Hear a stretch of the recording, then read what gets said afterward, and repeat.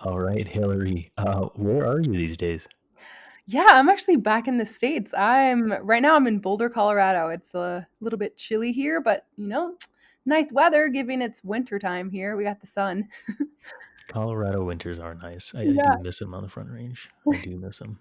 But last time we did an episode together like this, you were hunkered down in France, bearing that first wave of COVID coming through Europe. How Oh, how has life changed and hopefully improved since we last did this? yeah. Man, a year goes by super quickly. Right. I mean, yeah, Europe was great. I mean, it wasn't the best time to choose to like kind of switch things up and live abroad.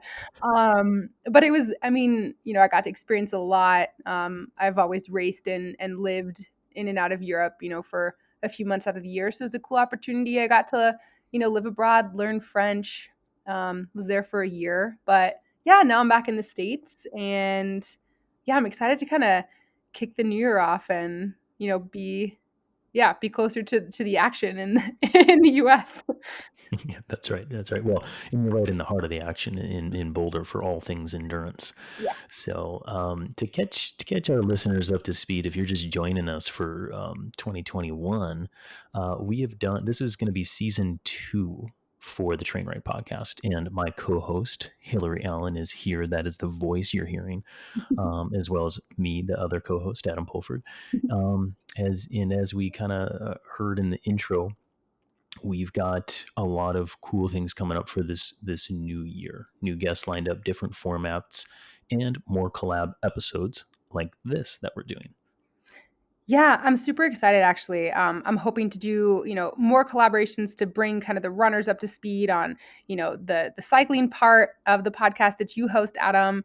As well, I'm super excited for some of the guests I have. Like we're gonna do a lot of these collaborations because there's some similarities to pull between cycling and running training, and it's all endurance, and we're all athletes, so there's a lot to learn on both sides. But then also I have got some cool guests lined up for some storytelling and so the legends in our field of running.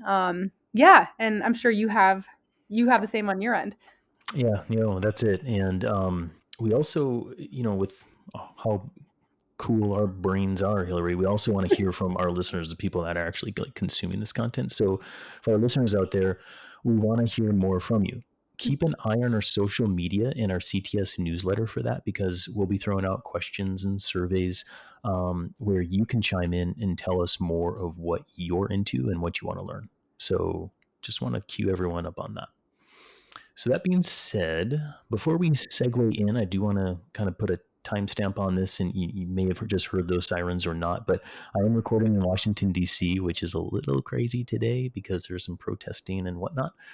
So that's the little caveat before we really get into this episode. Yeah, no caveat for me here on that. If you hear the European sirens, that's no longer applicable. So Perfect. Perfect. All right. Well, Hillary, the first question is it really all about the bass? depends on if you're talking about a song by Megan Trainor or not. Yeah, so I guess that's the question we're going to be answering today. We're going to be talking about base training. Bass training. That's right. So we'll put the childish questions aside and go right into it. Well, Hillary, what is bass training? What are we talking about here? So yeah, traditionally when we're talking about base training, at least when like from an endurance standpoint, and I'll kind of put the asterisk on ultra running. Base training is normally the period of training when you put in your highest volume and your lowest intensity. So for ultra running, it's like you're going out on those long runs, you're putting in like those base miles to kind of get your legs used to moving all day for those long ultra endurance events. Gotcha. Yeah, and it's the same in cycling. When we refer to traditionally base training in cycling, it is the kind of the long, slow miles, and with the theory of improving aerobic capacity so that you can then build and do more work or more intensity on top of that. So why do we do it, Hillary? Like, what's the whole, like, go deeper into the process of it?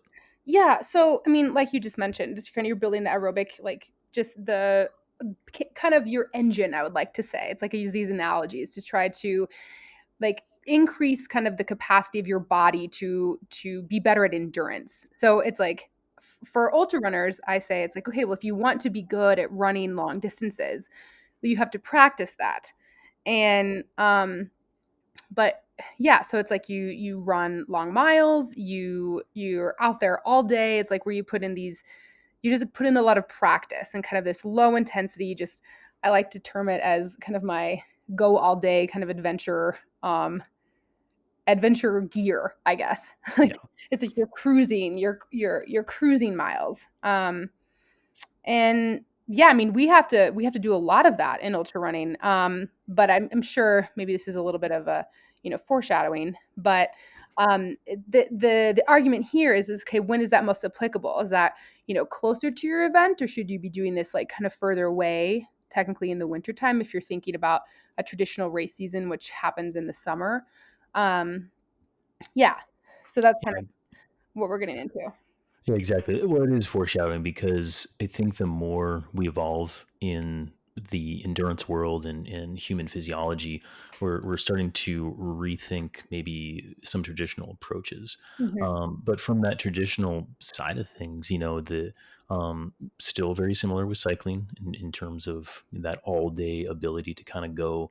It's more of like adventure type riding, Mhm. just in general, and when we do it is typically like right around now. Mhm. I mean, if you're a professional athlete, it's a little different, but Yeah. masters, amateurs, whatnot, kind of coming off the spur of the holiday season, a lot of people are putting in that what we call base, and Mhm. the analogy is from building a pyramid. If the base is big and strong, Mhm. you can, build higher and stronger structure, and that's what we're talking about in terms of the base. So with the foreshadowing that we talked about, Hillary, do we actually do it like this?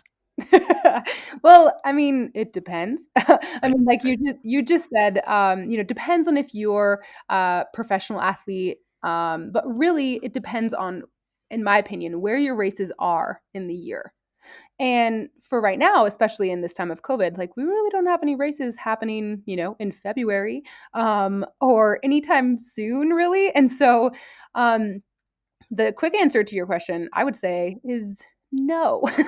Like traditional base Right. training in January, the majority, I think probably all of the athletes I'm coaching right now, I do not have any super long, like low intensity uh endurance runs planned for them at the moment.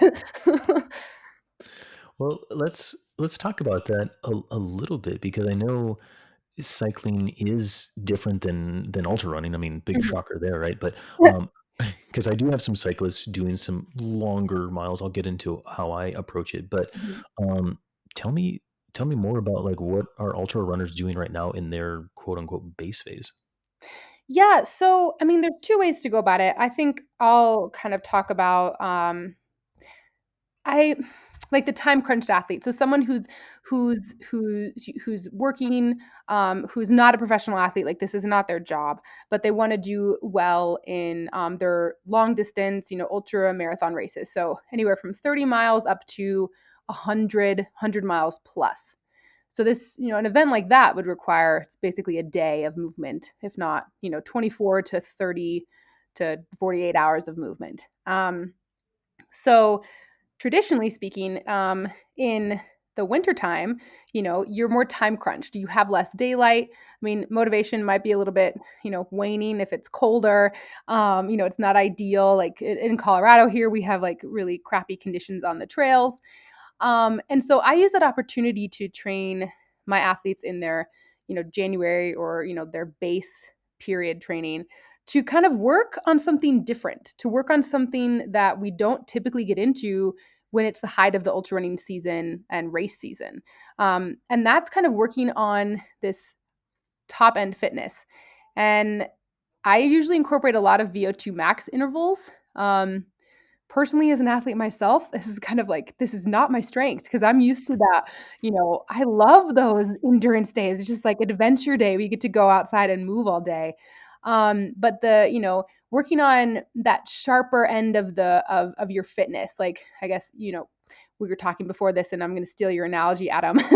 But Mm, working on that sharper end of the stick, kind of making mm, sure, you're your fitness is kind of it can be very pointy and very dangerous, right? So you can get faster by working on these super high intensity, very painful type of VO2 max intervals. And so typically that's what I prescribe to my runners, my ultra runners in, those cold winter months. You have less daylight to work with. So basically just, higher intensity, which also means lower volume. And so it's a chance um, for them to kind of work on something different, a different skill set, but at the same time, um, it improves your fitness because you can actually get faster. So let me get this right. Ultra runners are basically the opposite of that in terms of like a traditional timing and a traditional approach to base training. Yes. And Yes. again, there is a caveat. This is if your races fall, if you're working for a race kind of in the late spring, summertime. Um, so, there ultra running is also, you can have races all year. There's, Tarawera, which is a race in February. It's like a 100K race in February. So you can shift your base training back from that. But this is for kind of like a typical approach if someone's training for their A race to happen, in the summertime. But yeah, I would say it's pretty much the opposite. Yeah, yeah, and then that's why I wanted to bring this up is to kind of shed some light on the contrasting views of this, and maybe to bring some modernization into it. But before we do, you said the VO2s they're dangerous, and what you mean by that is they're risky because why? Yeah, so I mean, I guess so I can use myself as an example or some of the Yeah, athletes like myself and the athletes that I coach. But it can be dangerous because so for an ultra endurance athlete, like we typically we like the slow miles, like we're used to moving all day. An endurance athlete typically has, you're less flexible. You have a bit more of that muscle tension, like less range of motion.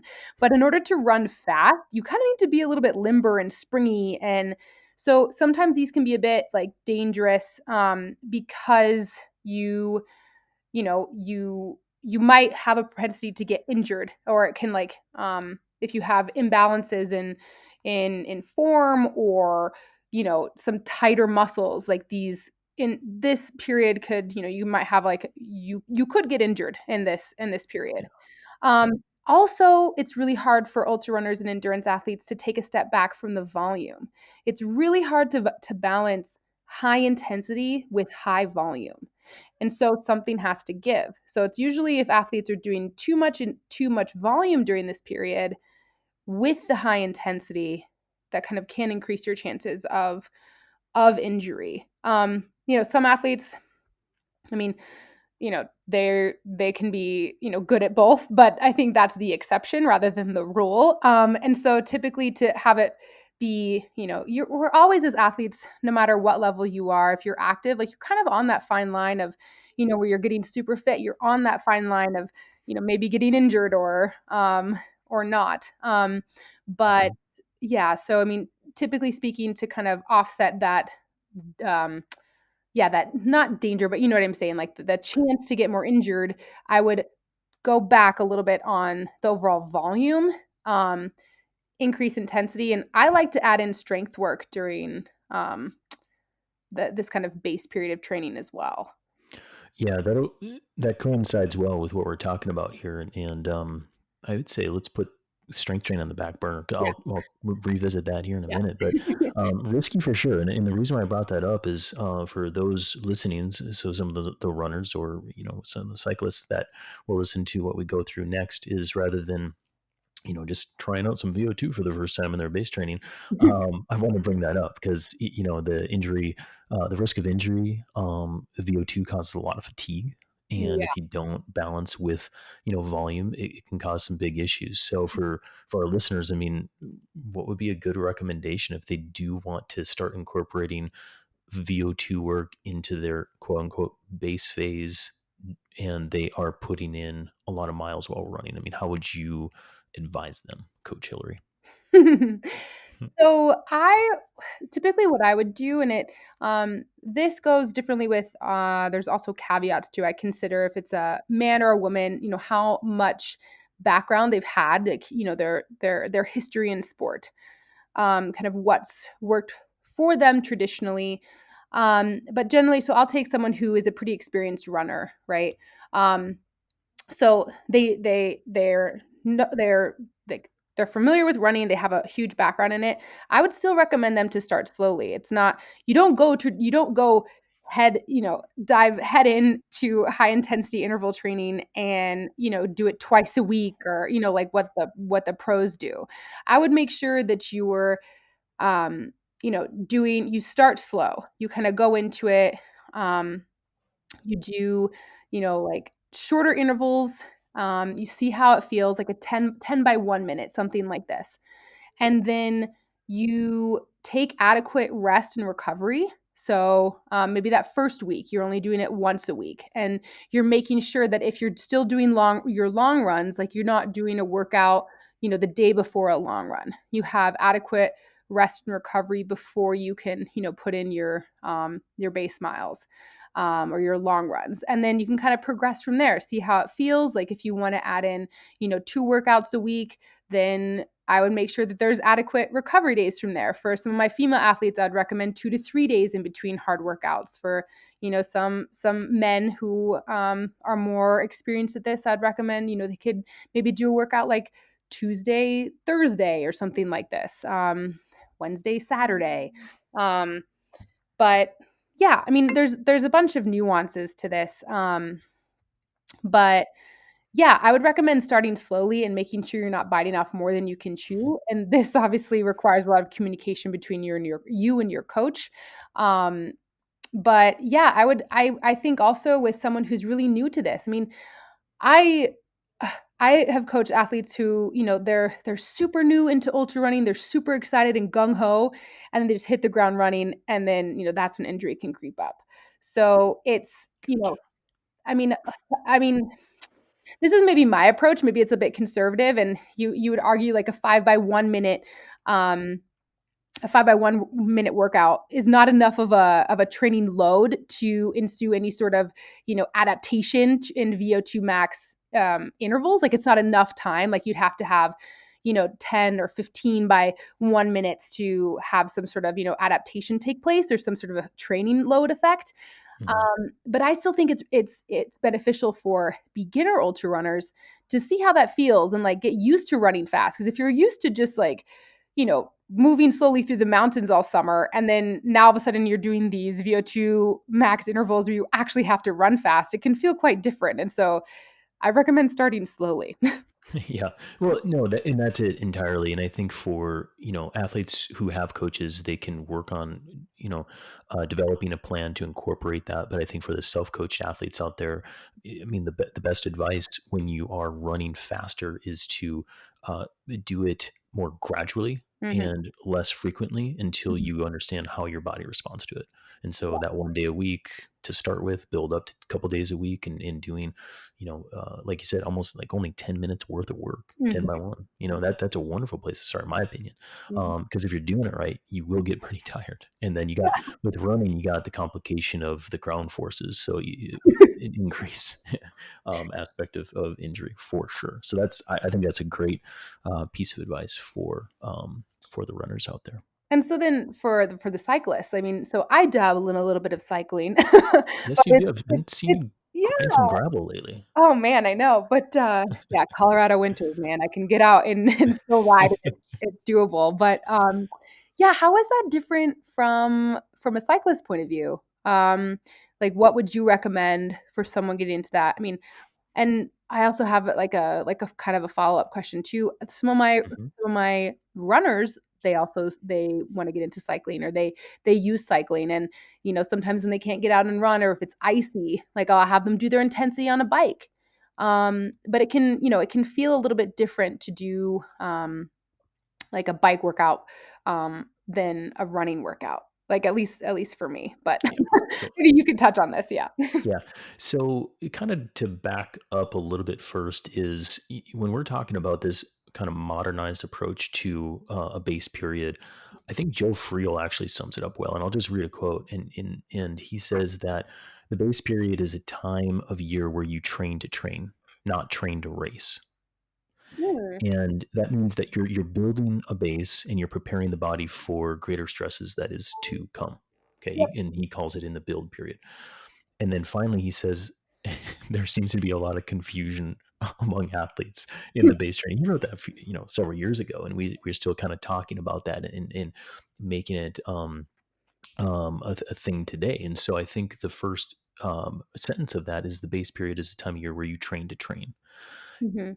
I think that's really rich, and that is the kind of the approach that I take to my athletes in terms of a general concept.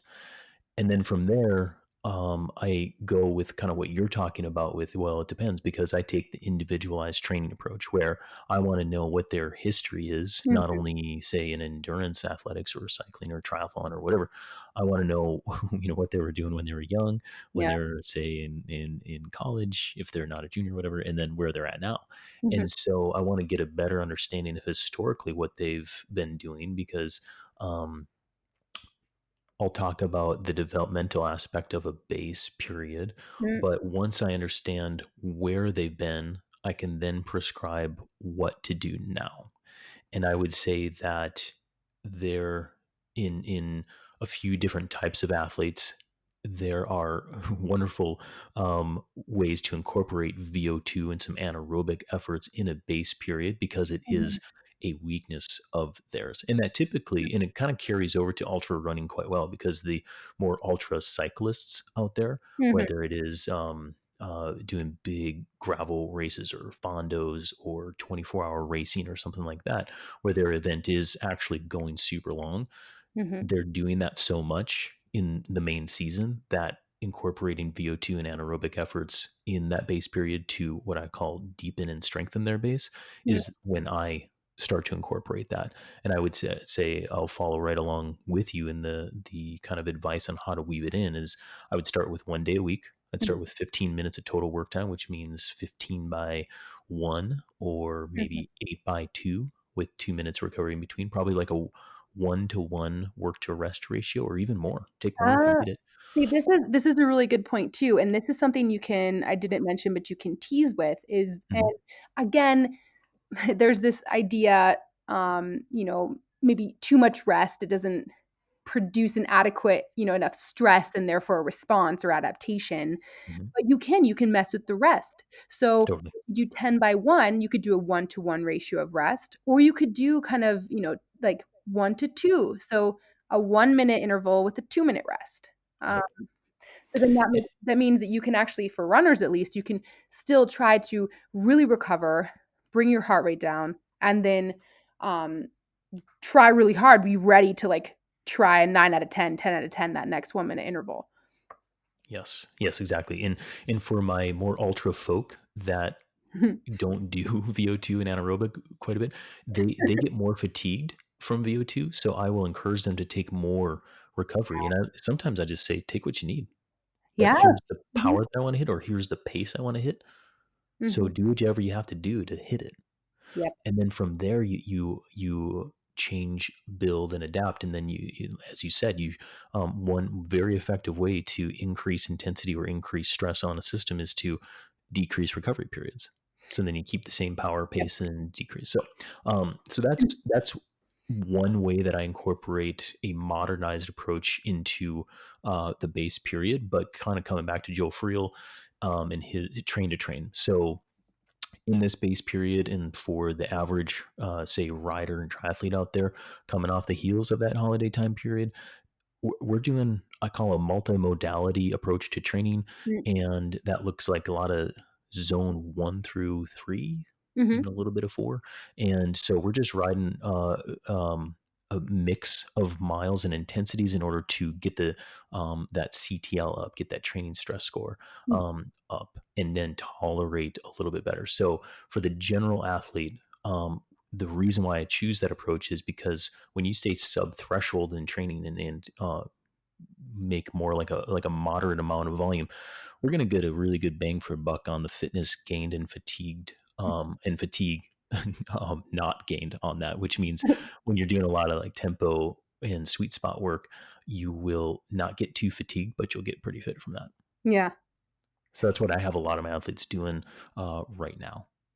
Yeah, and I mean, so again, like I said, it depends on, when your races are, but so sometimes, some of my athletes who have a bit more experience or they're racing, professionally or, at a pretty competitive level, I'll actually mix in some of that, tempo work in January. Have a block of that and then do a short VO2 max because I mean, if you have a little bit more time to spend and you have the motivation, it can be a good variation. Um, but yeah, it can kind of be, it's like most of the most specific, longer efforts, which have been traditionally defined as base training, those don't happen until you're closer to your actual goal race because that's the most specific way to train for an ultra. Exactly. Exactly. There's no time for VO2 stuff then. Yeah, and yeah, like, it's like, "Cool, you're gonna run a 100-mile race. Let's have you do some VO2 max intervals." Like, "Huh, maybe not." Exactly. Exactly. One concept that I'm just going to throw out to you, Hillary, and we didn't talk about this before the podcast, but one way that I look at base is I go like longer term thinking with it. Mm, And I like to think of an athlete's base of when in the first 1 to 3 years of them actually doing some like structured training. mhm. And I like to look at that to then make a decision on what this modernized base approach looks like. Because would you agree that, I mean, if you're just starting in an ultra, like you want to do your first ultra, Mhm. your training is going to look super different than 4 years deep into this thing, right? Oh, absolutely. And, I mean, I think this is what's crazy, especially if you're new into endurance sports. You see so much improvement just from consistency of running year to year. And honestly, that's like regardless of VO2 max tempo or steady state, or, super long, like low intensity long runs. It's just the fact that you're running. So that's where it actually becomes more nuanced the more experienced you are, and the more experience you have as an ultra runner. Um, but I think that's right. After kind of about, 2 to 3 years, you kind of start seeing these plateaus, and then you really have to kind of get smart with your training. It's like no longer like just the act of running or, getting more fit or used to, spending time on feet. Well, that's the improvement of race results. But it's like that 1 to 3 year period, is really important just to be consistent in training. And then I think it's more nuanced in, how you periodize your year and structure it to prepare for these races. Yeah, yeah, that's it. And I think for the listeners, listening to this that could even be getting confused at this point, that's the type of those that love to get organized and they love to go, oh, well, build 1 and 2 and 3 and base and prep and all this. It's like, okay, slow down because there's many ways to go about this. Mhm, Meanwhile, take a long-term approach and know that we'll cycle through all mhm. the builds and all the bases and all the preps and all the specialization, whatever you want to call your racy time period. But that's all developing you for a longer haul here if that's your end game, you know? Yeah, and I mean, also, I think maybe the takeaway is too is, like, you and me both, like, nerd out on this stuff, and we really like it, so it's like, It's true. "Let us do the work, guys." That is Let true. let us help you. Don't stress, hire a coach, right? Soft pillow. Yeah. Uh, but should we still call this thing base, or are we trying to, like, change the landscape of endurance physiology or what? No, I mean, I'm a scientist, you're a scientist. Like, I mean, Mhm. I think the thing that I know about science is you continue to experiment and draw new conclusions and gather more data points. And this is, I think, just what we're doing. Our viewpoint of, um, the definition of base training is evolving, and there's more data points that we can kind of like nest underneath kind of that broader definition. And so it's kind of changing, but that's what science is. I mean, it's always changing and evolving, and we're just gathering more information, and contributing to kind of this global idea of, okay, like what is base training and how do we approach it for, different athletes. Exactly. And so for your old schoolers out there, we're not going to change the name, still base training, but just be open to letting your heart rate go above 115, maybe. Yeah, absolutely. I think so. I mean, and I think that there's definitely room. I mean, for the old schoolers and all that kind of that old school of thought, like that has merit. There's definitely times where that is applicable, but I think we're kind of maybe moving it around to different times of year. I think base training has traditionally been associated with winter, like January and stuff like this, but Mhm. that might be like old school train of thought. But we're just kind of maybe picking it up and putting it a few months down the line. Yeah, yeah. And, I think I'll just go down a quick rabbit hole here because I think that the traditional way of thinking that base training should happen when it's cold out. I mean, that's a very like northern person like way of thinking, and Yeah. there are people living all over the world where it doesn't get cold, right? So it's Well, like, yeah, but yeah, also, man, like I would want it to be base training if I lived in California, yeah, where it was like warm or like, but like base training in the winter months, like, dang, I don't want to be doing that. Like it's cold, especially, I mean, where you live in DC, like yeah, humid cold, like, not warm today. man, it kills me. Yeah. Yeah.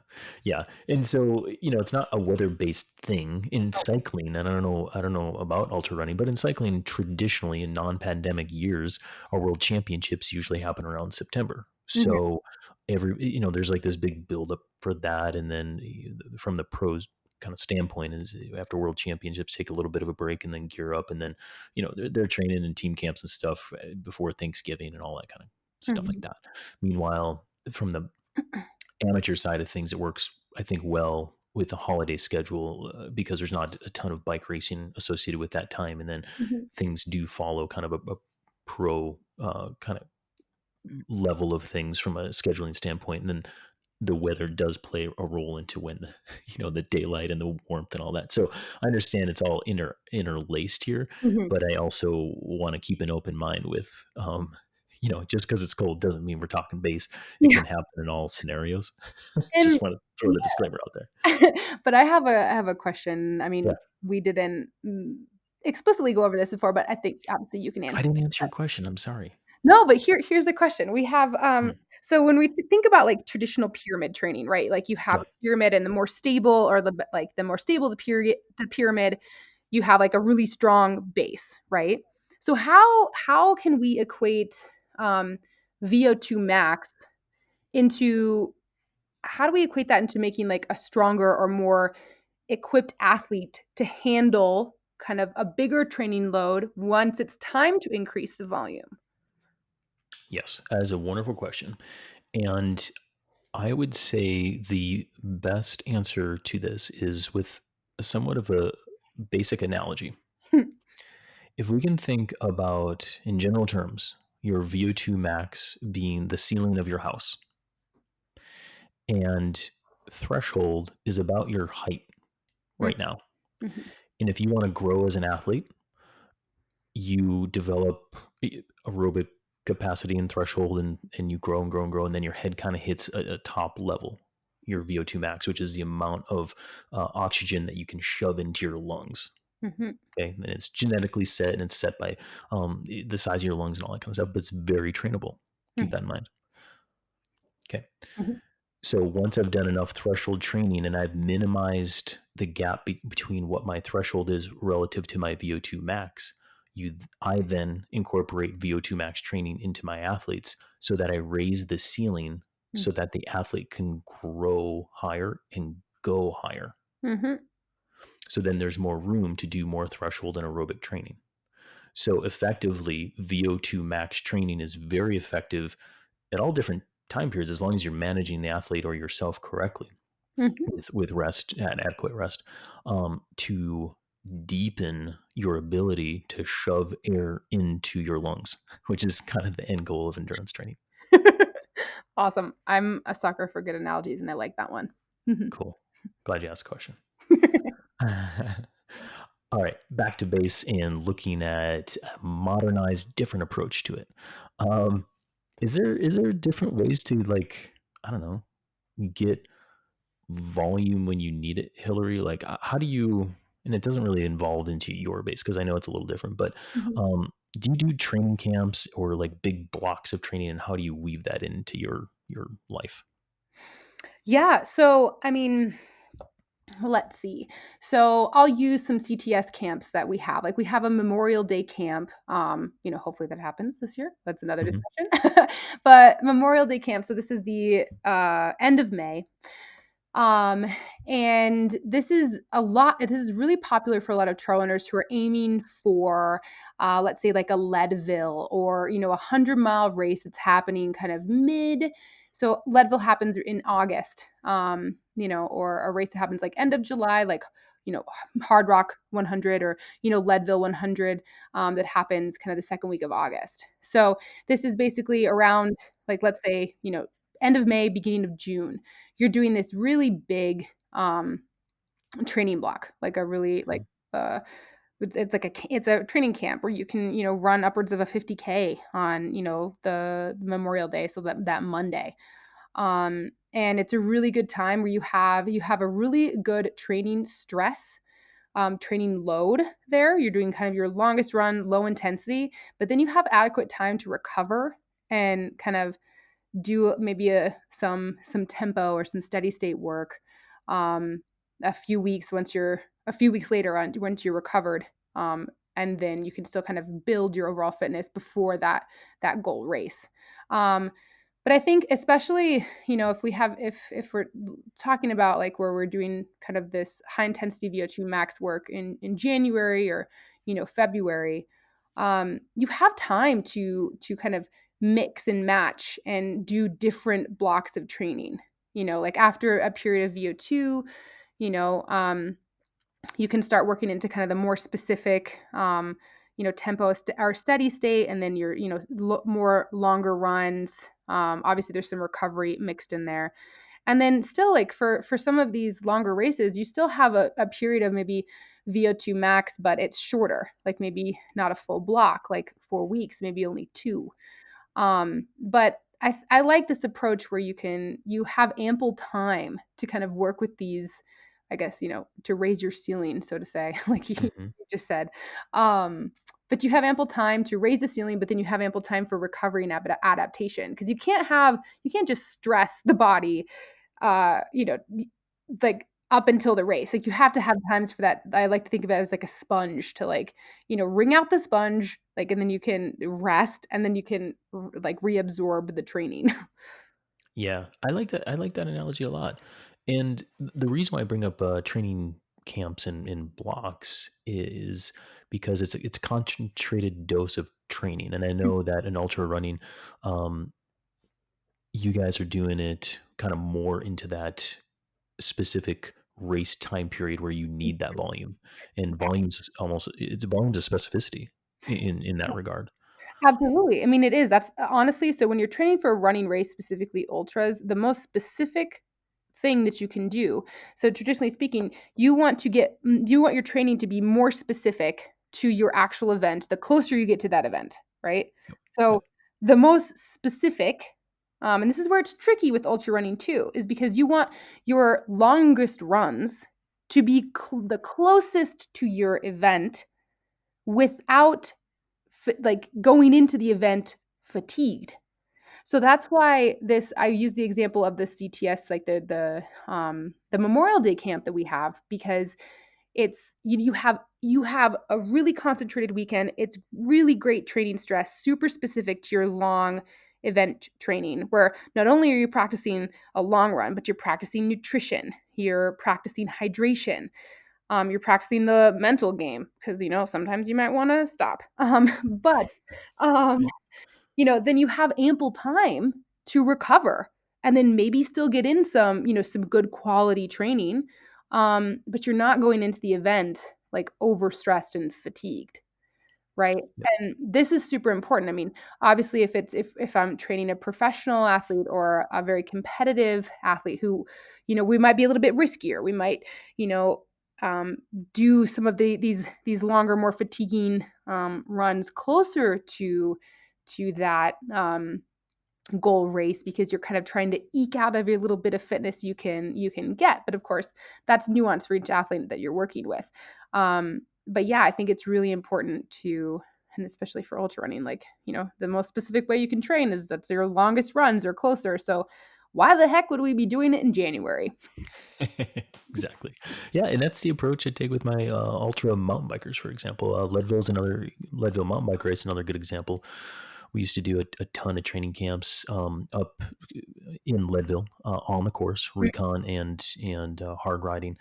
About 3, 4, sometimes even a couple weeks out, depending on who the athlete is before the event, Mm, and then get them fresh and recovered, then coming up and race. So yeah. that's a really effective way to do some of the training camps. In cycling, it's traditionally and also is factually uh, good to do training camps early season. And Mm, the reason I bring that up is to, again, in a non-pandemic year, we would be gearing up for training camp season at CTS and other athletes. mm, And it's a big concentrated dose of mixed intensity riding. mhm. You don't go to training camp just to, you know, go zone 2, you know. Maybe you do as a runner. No, I'm Well, it's true. That is true. There's but a time and place, but exactly. But I also think us also for trail runners, it's seasonally. I mean, like, especially obviously in North America, in the United States, like if you're training for a mountain race and you want to run on mountain trails, especially at altitude, you have to wait to get up there, when the snow is melted, or like go to a place where it is altitude. So, there is altitude and no snow. So there are some nuances with that as well. yeah, yeah. But in this kind of weird transition from pandemic to, hopefully, knock on wood, no more pandemic. We're living in a DIY scenario and situation. So for our listeners out there that are like, okay, well, how do I really do this jumbled mess of modernized base training, Adam? Well, a lot of my athletes have a little bit more flexibility with internet, and they can work from wherever. Yep. So we're taking some ideas of either take the family or just you and your bikes and get a VRBO somewhere Mm. and go do a hill climbing camp. Mm. It's just you 3, 4 days, go and get it done. Hmm. And again, it's a just, it's not testing. It's not, doing a 20-minute test or a 60-minute test or something like that. It's like go and train to train, Yeah. get fit, Yep. that kind of thing. So I'm pushing a lot of my athletes kind of in that direction right now. Mhm. Medium style training, but go and get some volume right now. And I think that's a wonderful approach if you do have the flexibility to kind of get out and go before events come back online. Mhm. Yeah, and that's a good thing to do. I mean, for a lot of my athletes, like, even if I am, prescribing them some, they don't have the ability to travel or they have families and we're still doing the Vo2 Max, um, intervals, I still have them do some sort of like, kind of like a medium length, this is all relative, obviously, Yeah. like a Yeah. medium, like long run. I still have them do that on the weekends because, I mean, most of the ultra, like, they're runners, they want to run. But it's, not, um not doing like a 5-hour long run, in the dead of winter. Right. Yeah. Right. No, that's it.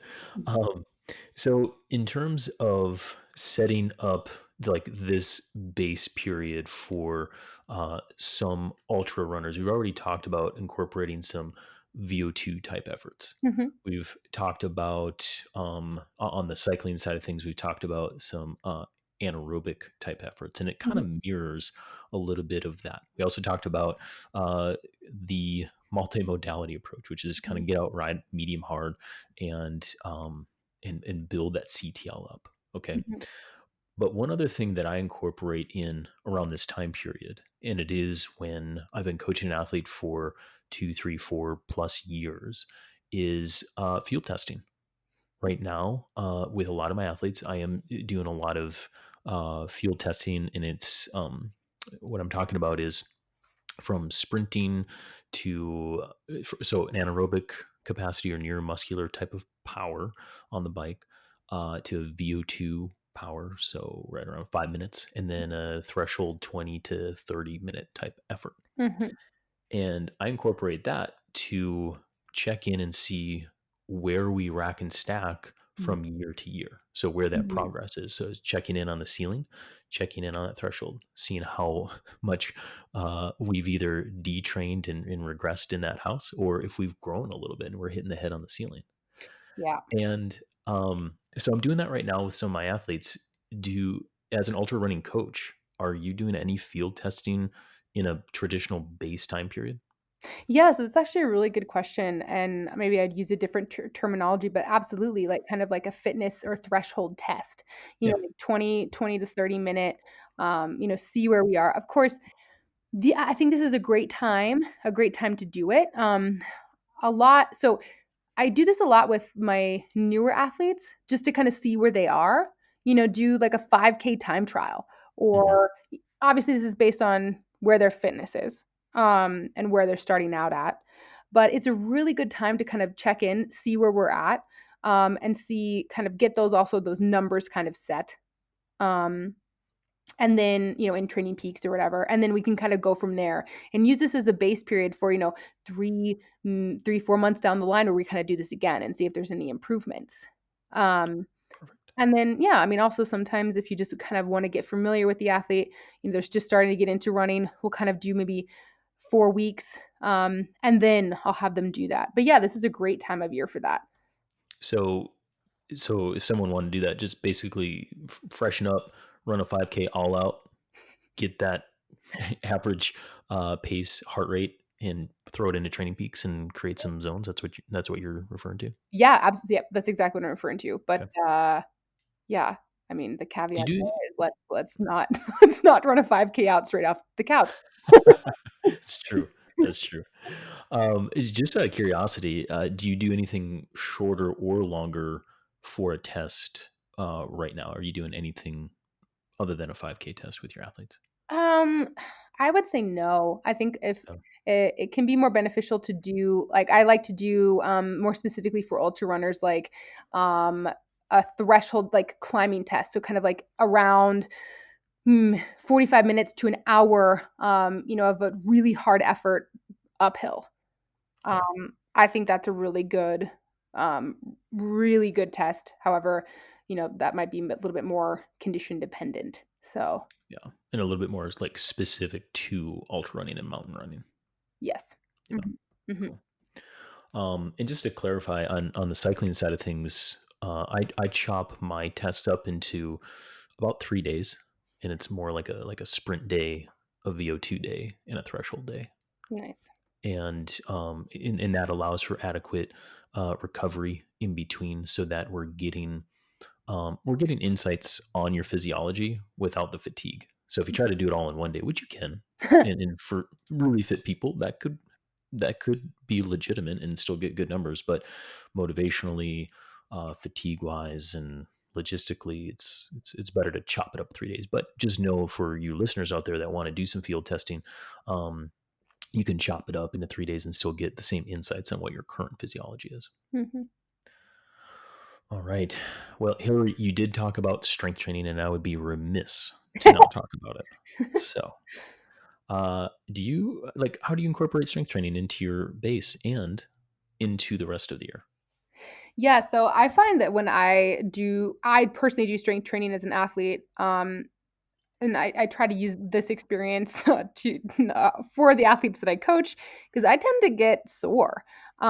Especially, I think lifting heavy is really beneficial for runners. And I usually incorporate this into this period when I'm also doing high intensity VO2 max work. Have your hard days be hard. So, like, yeah, I mean, and plus it's harder if I create a little bit more of, that muscle, fatigue and, the tearing of the muscle fibers 'cause I'm trying to get stronger. It's hard for me to put in a lot of miles and volume. So I think this time of year is perfect for it. So, Um, when you say hard days hard, you're saying like I'm doing VO2 and I'm doing strength training on the same day. Yeah, so, I mean, but that's obviously that's for someone who I'd say that's for kind of more experienced level athletes. Yes, Um, that's my so point. yeah. Hillary's put in some miles, folks. She's put in some years of training.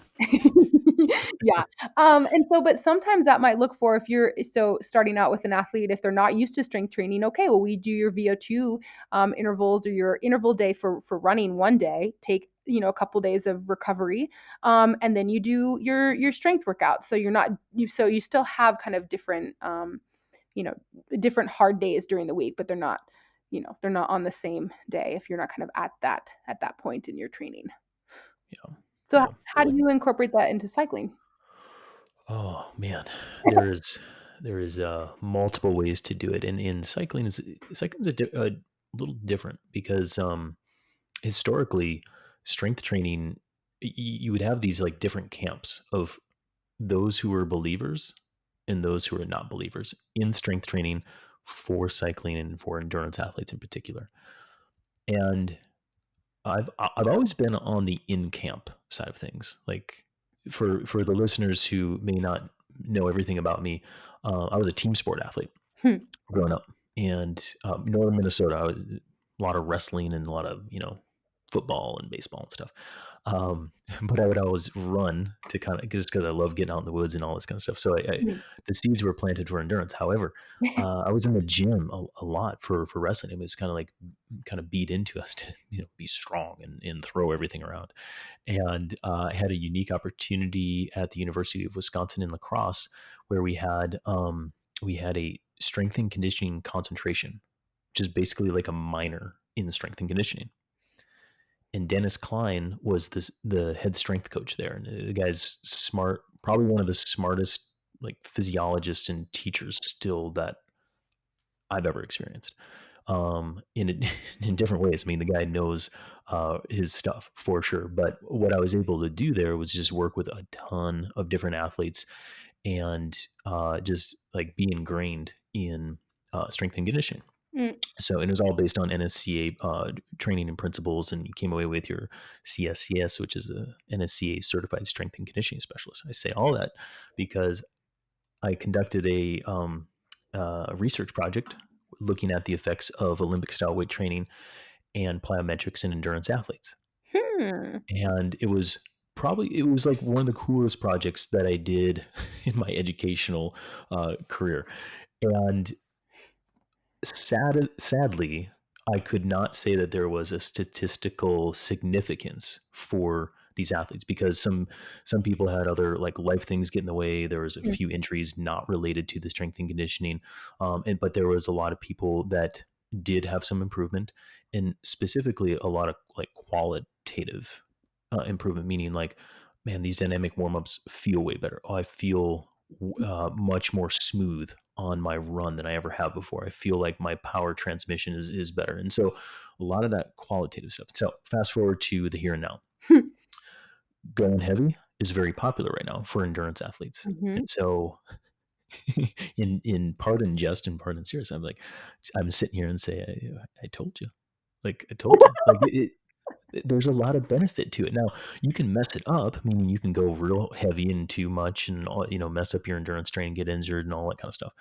So before we get on the heavy train, I'll back up and say, yes, I'm a believer of strength and conditioning, strength training for cyclists and runners and triathletes.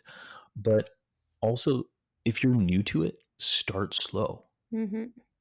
In where I use it for a lot of my cyclists is I do a ton of body weight stuff and muscle activation and movement exercises before we get into the heavy stuff. And oftentimes I don't get into the heavy stuff because there's no time to Mhm.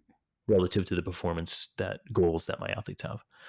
And so that's a big caveat. And the main thing of saying that is don't stress about the strength training. I think you and I are actually going to do more episodes on this Mhm. coming up in detail.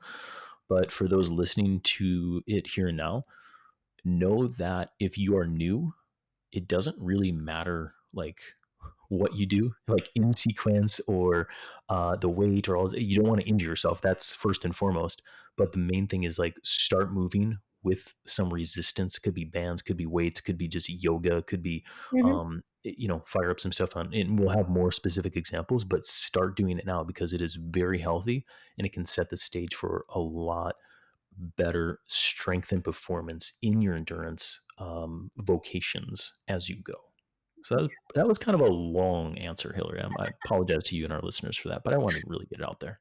No, I mean, I like it. Let's nerd out on all things strength because I'm a Cool. huge proponent of it. And I mean, one last thing I'll say about it is that running, the act of running itself and the movement of running itself isn't enough to put enough stress on the body to maintain like health of bones, like maybe for your legs, but not for the entire skeletal system. So it's actually really important to, um, in my opinion, to lift heavy, to have like healthy skeletal system and have the appropriate muscle strength to support the act of running.